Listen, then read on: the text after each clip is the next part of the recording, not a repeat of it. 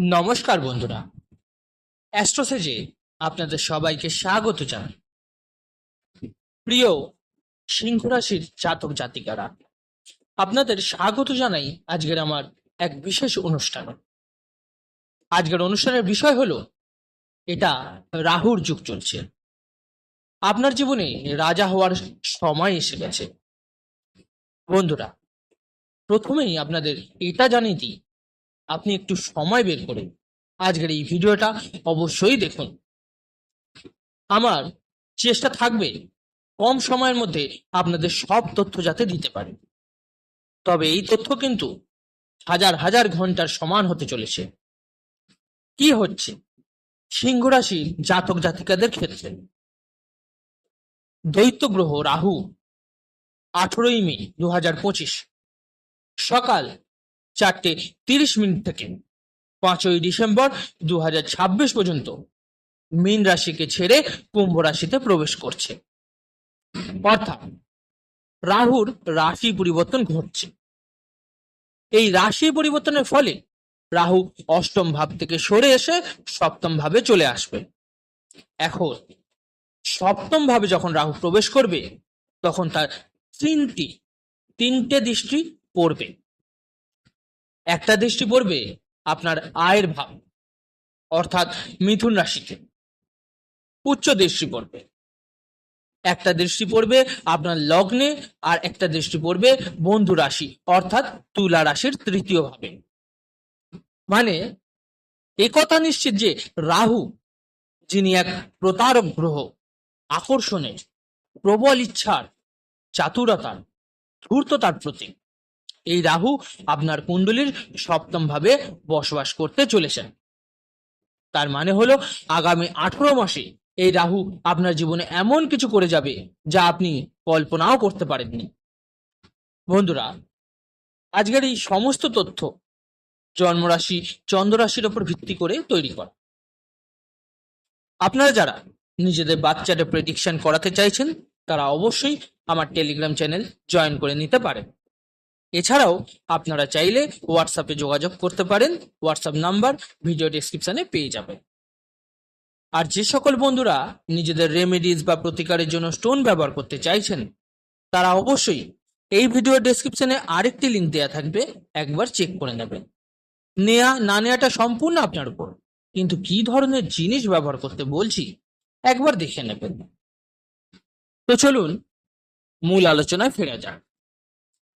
প্রথমেই বলি, যখন রাহু অক্টোবর 2023-এ মীন রাশিতে মেষ রাশি থেকে প্রবেশ করেছে, তখন সে আপনার অষ্টম ভাবে ছিল। অষ্টম ভাব মৃত্যু, কষ্ট, হঠাৎ পরিবর্তনের ঘর। এই অবস্থানে রাহু ভালো ফল দেয় না।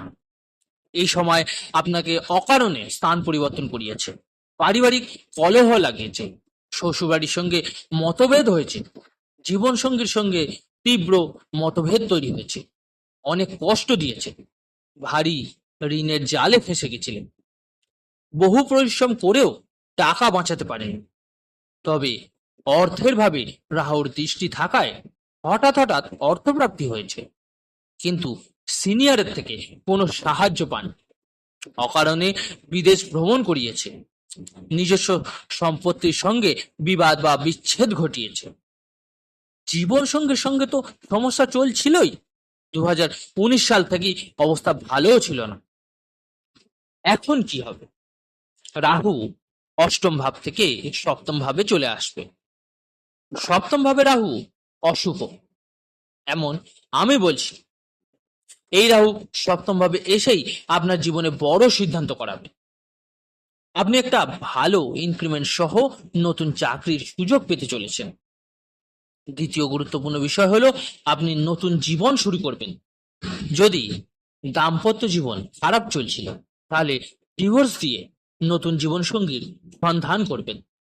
যাদের বিয়ে হচ্ছিল না বা দায়িত্বের চাপে জর্জরিত ছিলেন, তারা নিজের ইচ্ছা মতো বিয়ে করবেন এবং দায়িত্বগুলোকেও কমাবেন। এছাড়াও রাহু সপ্তম ভাবে থাকায় আপনি কারোর সঙ্গে পার্টনারশিপে ব্যবসা শুরু করবেন। আপনি যেসব জায়গায় বদলি চেয়েছিলেন সেগুলো পেয়ে যাবেন। বিদেশ যাত্রা, আইনি সমস্যা, আর্থিক সংকট, মামলা মোকদ্দমা, উন্নতির সম্ভাবনা কিন্তু শুরু হবে। রাহু যখন আয়ভাবের ওপর দৃষ্টি দেবে তখন আপনার আটকে থাকা টাকা বেরিয়ে আসবে। সরকারি সংস্থার সঙ্গে বড় বড় কাজ হবে। রাজনীতি, প্রশাসন, media, software, engineering, chemical, share বাজার, স্পিরিচুয়াল, ক্রিপ্টোকারেন্সি, সোশ্যাল মিডিয়া, পান সুপারি, গুটকা, মদ, ফ্যাশন, অভিনয়, মেডিকেল, যে কোনো ফিল্ডে যারা কাজ করেন তাদের সাফল্য কিন্তু আসবেই আসবে। আপনি এমন লোকজনের সংস্পর্শে আসবেন যাদের মাধ্যমে আপনার ইনকাম সোর্স জোরালো হবে, এমনকি কিছুটা বেআইনি ইনকামও হতে পারে। যাদের বিয়ে হচ্ছিলই না তাদের বিয়ে হয়ে যাবে। তবে দ্বিতীয় সন্তানের স্বাস্থ্য ও আচরণ নিয়ে কিছু সমস্যার সম্ভাবনা থাকবে। যারা দ্বিতীয় সন্তান ধারণ করছেন বা সন্তান চান তাদের কিছু কষ্ট সহ্য করতে হবে। যে সকল আত্মীয়রা আপনাকে ছেড়ে চলে গেছিল তারা কিন্তু ফেরত আসবে, তবে সবটাই স্বার্থের কারণে। শিক্ষা আপনার পুনরায় শুরু হতে পারে। প্রথম বা তৃতীয় সন্তানের উন্নতি হবে। সর্বাধিক ঋণ বা ধার আপনি কিন্তু মিটিয়ে ফেলবেন। কিছু মানুষ আপনার বদনাম করার চেষ্টা করবে, পিছনে সমালোচনা করবে, কারণ রাহুর দৃষ্টি লগ্নে পড়বে। তবে আপনি এখন নিজের স্বার্থে বাঁচবেন, আর যারা নিজের স্বার্থে বাঁচে না তারা সারা জীবন ঘুরে বেড়ায়, এটাই কিন্তু বাস্তব। রাহু তৃতীয় দৃষ্টিতে তুলা রাশিকে দেখবে, এটা সাধারণ কথা নয়। আপনি যদি প্রশাসনের কাজে থাকেন হঠাৎ পদোন্নতি পেতে পারেন। সম্পত্তি সংক্রান্ত বিরোধ আপনার কিন্তু নিষ্পত্তি হতে চলেছে। চাকরিতে আইনি জট ছিল সেটাও মিটে যাবে, টাকা ফেরত পাবেন। জীবন সঙ্গীর থেকে কিছুটা আর্থিক সাহায্য পাওয়া সম্ভব হবে আপনার।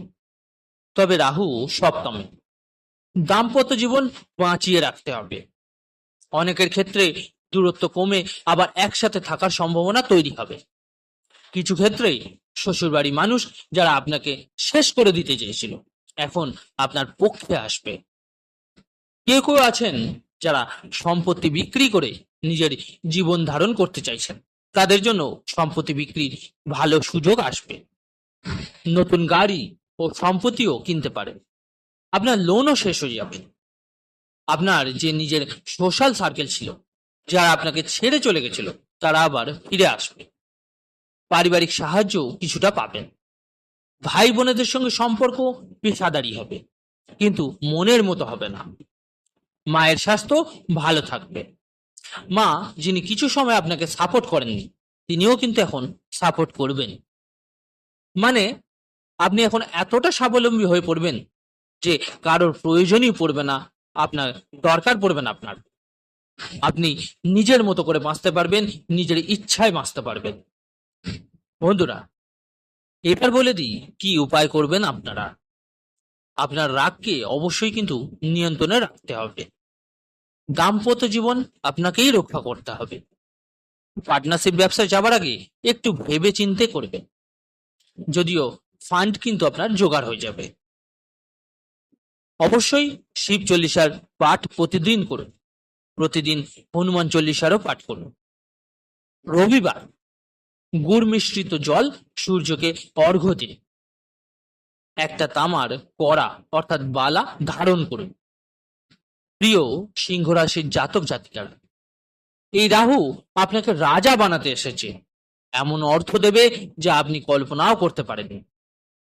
বন্ধুরা, আশা করি আজকের এই তথ্যগুলো আপনাদের ভালো লেগেছে, উপকারে লেগেছে।